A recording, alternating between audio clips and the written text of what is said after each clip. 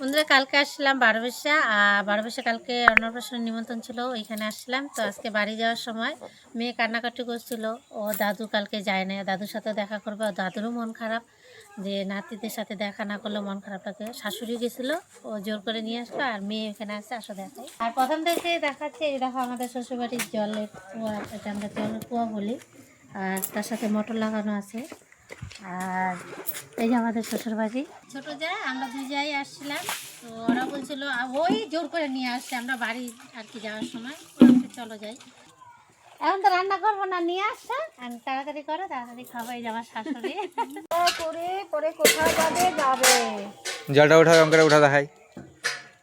পারিব না, জল উঠাবো কষ্ট করে। আমার ওটা কে লাগবে, এখন আস্তে আস্তে কোথাও যাবো।